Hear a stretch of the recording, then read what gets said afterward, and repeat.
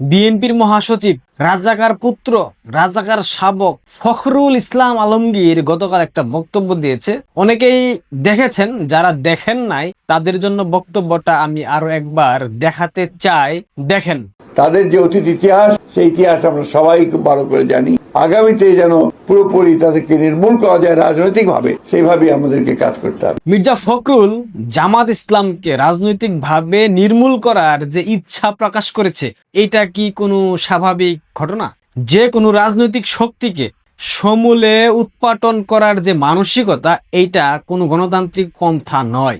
এটাকেই বলে স্বৈরাচারী আচরণ, ফেসিবাদী আচরণ। মির্জা ফখরুলের মতো প্রবীণ নেতা কি এই বিষয়টা জানে না? কোনটা ফেসিবাদী আচরণ, কোনটা গণতান্ত্রিক আচরণ? অবশ্যই জানে। জেনে বুঝেই এই মন্তব্য করার পেছনের রহস্যটা আসলে কি? ফখরুলের এই বক্তব্যের পর আমার মনে একটা প্রশ্ন ঘুরপাক খাচ্ছে। বিএনপির নেতাকর্মী সমর্থক, আওয়ামী লীগের নেতাকর্মী সমর্থক, জামায়াতের নেতাকর্মী সমর্থক যারা আছেন, তারা আমার এই প্রশ্নের উত্তরটা কমেন্ট বক্সে আইসা দেবেন। বিএনপি কি এখন জামাতকে আর কোনো রাজনৈতিক শক্তি হিসেবে বিবেচনা করছে না? নাকি বিএনপি ভাবছে জামাত শুধুমাত্র একটা মৌলবাদী শক্তি? নাকি দুয়ের একটাও না, বিএনপি অন্য কোনো খেলা খেলার চেষ্টা করছে? জামাতের সাথে বিএনপির যে দীর্ঘদিনের ঐতিহাসিক প্রেম প্রীতি, মিলনের সম্পর্ক, রাজনৈতিক ভাষায় যেটাকে বলে রাজনৈতিক মিত্রতা, সেখানে নির্মূল করা শব্দটি বেমানান লাগে না? এটা কি স্বাভাবিক কোনো কথা? মোটেও না। বিএনপির সাথে জামাতের যে সংসার জীবন, সেইখানে এখন এই মুহূর্তে এসে জামাতকে রাজনৈতিকভাবে সম্পূর্ণ নির্মূল করার মতো কথা বলতেছে বিএনপির মহাসচিব, এইটা কোনো স্বাভাবিক কথার মধ্যে পড়ে না। এইটা পুরোটাই ভণ্ডামি। বর্তমানে আওয়ামী লীগবিহীন সংসদে জামাত প্রধান বিরোধী দলের ভূমিকায় অবতীর্ণ না, ঠিক প্রধান বিরোধী দল হিসেবেই তারা কর্ম সম্পাদন করছে। এই বাস্তবতা দাঁড়িয়ে বিএনপি তাদের রাজনৈতিকভাবে মোকাবেলা করার কথা বলতে পারত, কিন্তু সেটা না করে তারা এখন আওয়ামী লীগের সুরে নির্মূল করার কথা কেন বলে? আওয়ামী লীগ তো ফ্যাসিস্ট সংগঠন, ফ্যাসিবাদী শক্তি, বিএনপির নেতাকর্মীরা বারবার বলার চেষ্টা করে। তাহলে বিএনপি কেন এখন আওয়ামী লীগের স্বরে কথা বলার চেষ্টা করছে, কথা বলছে? তারা জামাতকে কেন রাজনৈতিকভাবে নির্মূল করতে চায়? এই কথা যখন বিএনপির মুখ থেকে বের হয়, তখন স্বাভাবিকভাবে এই প্রশ্ন জাগে, বিএনপি কি তবে দেশে আওয়ামী লীগের ঘরানার রাজনীতির প্রয়োজনীয়তা অনুভব করছে? যদি তাই হয়, তবে আওয়ামী লীগকে স্বাভাবিক রাজনৈতিক প্রক্রিয়ার সুযোগ করে দেওয়া, তার মানে হলো নিষেধাজ্ঞা প্রত্যাহার করার নৈতিক দায়িত্ব কি বিএনপির নাই? যদি এমনই হয়, যদি তারা আওয়ামী লীগের মতো রাজনৈতিক শক্তিকে মিস করে, কিংবা বাংলাদেশের বর্তমান পরিস্থিতি প্রেক্ষাপটে আওয়ামী লীগ যে প্রাসঙ্গিক হয়ে গেছে এবং আওয়ামী লীগের রাজনীতি যে অনেক বেশি গুরুত্বপূর্ণ এই মৌলবাদী উগ্রবাদী জঙ্গি গোষ্ঠীকে ঠেকাতে, সেটা যদি বিএনপি বুঝেই থাকে, তবে কি বিএনপির উচিত না আওয়ামী লীগের নিষেধাজ্ঞা প্রত্যাহার করে নেওয়া?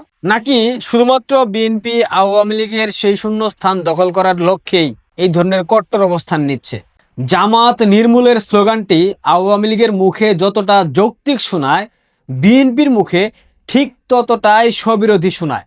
কারণ আওয়ামী লীগ এবং জামাতের আদর্শিকভাবে অবস্থান সম্পূর্ণ বিপরীত। অর্থাৎ আওয়ামী লীগ এবং জামাত সম্পূর্ণ বিপরীত মেরুর বাসিন্দা, কিন্তু বিএনপি এই জায়গায় ভিন্ন। জামাতের রাজনৈতিক আদর্শ আর বিএনপির রাজনৈতিক আদর্শের মাঝে কোনো পার্থক্য নাই।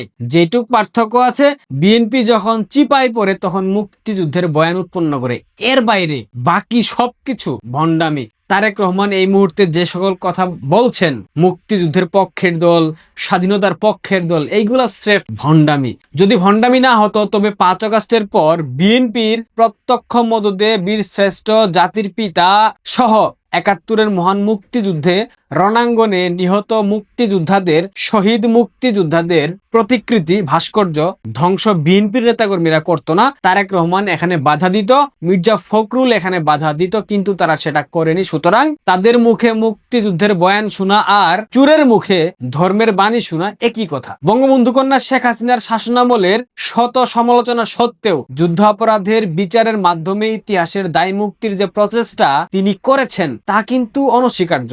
এটা কিন্তু তো আপনারা কেউ এড়িয়ে যেতে পারবেন না। বিএনপি এসবকে রাজনৈতিক প্রতিহিংসা বললেও আওয়ামী লীগ কিন্তু চাইলেই তথ্য প্রমাণ ছাড়া কাউকে যুদ্ধাপরাধী হিসেবে ঝুলিয়ে দেয়নি। কেউ আপনারা প্রমাণ দিতে পারবেন না যে প্রমাণ ছাড়া আওয়ামী লীগ কাদের মোল্লা নিজামীদেরকে ঝুলিয়ে দিয়েছে। এমনকি জিয়াউর রহমান কিংবা মির্জা ফখরুলের বাপ রাজাকার হওয়া সত্ত্বেও, তার রাজনৈতিক ভূমিকা নিয়ে বিতর্ক থাকা সত্ত্বেও তাদের জনসম্মুখে কি রাজাকার বলা হয়েছে? মির্জা ফখরুলকে আনুষ্ঠানিকভাবে জনসম্মুখে আওয়ামী লীগ কখনো রাজাকারের পুত্র বলেছে, রাজাকার বলেছে?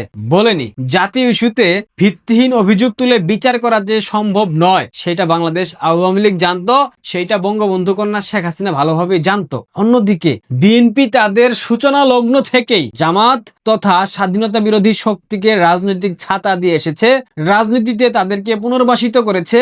সব দায় বিএনপিকে নিতে হবে, বিএনপি এই দায় এড়াতে পারবে না। এমনকি জামাতের রাজনৈতিক যে বৈধতা দেওয়া জাতির পিতাকে হত্যার পর, এই বৈধতা বিএনপির স্বৈর শাসক জনাব জিয়াউর রহমান জামায়াতকে দিয়েছিল। সুতরাং যারা জামাতের রাজনীতির পথ প্রশস্ত করেছে, জামাতের সাথে সংসার করেছে, বাচ্চা কাচ্চার জন্ম দিয়েছে, হঠাৎ তাদের মুখে জামাত নির্মূলের কথা কতটুকু গ্রহণযোগ্য আপনারাই সিদ্ধান্ত নেন। এই কথাগুলা সম্পূর্ণ ভণ্ডামি। কেন ভণ্ডামি সেটাও আপনারা নিশ্চয়ই এখন বুঝতে পারছেন। রাজনীতিতে আওয়ামী লীগ এবং জামাত উভয় দলের একটি সুনির্দিষ্ট রাজনৈতিক আদর্শ আছে, আদর্শিক ভিত্তি আছে। সেটা হোক ভালো কিংবা মন্দ, এটা প্রাসঙ্গিক না। প্রাসঙ্গিক হলো আওয়ামী লীগ মুক্তিযুদ্ধের পক্ষের শক্তি, জামাত স্বাধীনতার বিরোধী শক্তি। ৭১-এ জামাত স্বাধীনতাপন্থী মানুষদেরকে হত্যা করেছে, মুক্তিযোদ্ধাদেরকে হত্যা করেছে, আমাদের মা বোনদেরকে ধর্ষণ করেছে। আর বাংলাদেশ আওয়ামী লীগের নেতৃত্বে ৭১-এর মহান মুক্তিযুদ্ধ পরিচালিত হয়েছে। সুতরাং তাদের আদর্শিক মেরু সম্পূর্ণ আলাদা। জামাত স্বাধীনতা বিরোধী,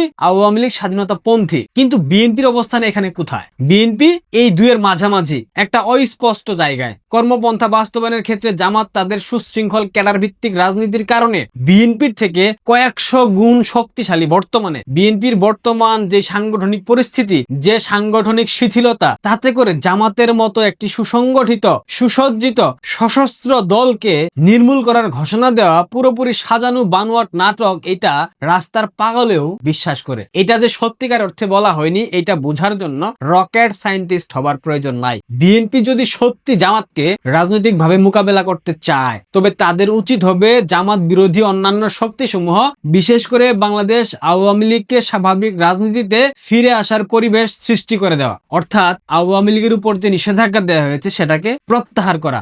সেটা না করে বিএনপি যদি একাই জামাতকে রাজনৈতিক মাঠ থেকে সরিয়ে দেওয়ার চেষ্টা করে, তবে সেটা তাদের নিজেদের জন্যই বিপদের কারণ হতে পারে। কারণ জামাত বর্তমানে সশস্ত্র সংগঠন এবং বিভিন্ন আন্তর্জাতিক জঙ্গি এবং আতঙ্কবাদী সংগঠনের সাথে জামাতের যোগ সাজশ আছে, তাদের সাথে সুসম্পর্ক আছে। তাদের বিপুল পরিমাণ অস্ত্র এই মুহূর্তে জামাতের কাছে আছে, যেটা বাংলাদেশের একাধিক মাদ্রাসায় সংরক্ষণ করে রাখা হয়েছে। মির্জা ফখরুলের এই জামাত নির্মূলের কথা বলা এই মন্তব্য হতে পারে বাংলাদেশের বর্তমান রাজনৈতিক সংকট, সরকারের সীমাহীন দুর্নীতি, সীমাহীন ব্যর্থতা এবং বৃহৎ বৃহৎ ইস্যুগুলোকে ধামাচাপা দেবার একটা অপচেষ্টা মাত্র হতে পারে। আমি নিশ্চিতভাবে বলছি না, তবে এইটা যে সাজানো নাটক সেটা আমরা বুঝতে পারি। আশা করি আপনারাও বুঝতে পেরেছেন। তবে রাজাকার শাবক মির্জা ফখরুলের এই বক্তব্যের প্রভাব শুধুমাত্র যে কথার মধ্যে সীমাবদ্ধ থাকবে না, এটা কিন্তু আমরা অলরেডি বুঝে গেছি। জামাত যেভাবে হার্ডলাইনে কথা বলছে, বিএনপির প্রতি তাদের কঠোর যে হুঁশিয়ারি, সেইটা দেখলে অন্তত পক্ষে বোঝা যায় এই রাজনৈতিক সংঘাত শেষ পর্যন্ত একটা দিকে মোড় নিতে পারে। তবে সময় সেটা বলে দেবে। আগে থেকে আমরা কোনো মন্তব্য করছি না। মুদ্রা কথা, মির্জা ফখরুল ইসলাম আলমগীর যদি ভেবে থাকে রাজনৈতিকভাবে জামাতকে নির্মূল করবে, তবে সেটা বাস্তবে কখনো পারবে না। কারণ বিএনপির থেকে সাংগঠনিকভাবে জামাত অনেক বেশি শক্তিশালী। সুতরাং রাজাকার পুত্র মির্জা ফখরুল যত কথাই বলুক না কেন, জামাতকে নির্মূল করা বিএনপির পক্ষে কোনোদিনও সম্ভব না। এসব নাটক বন্ধ করেন। ধন্যবাদ।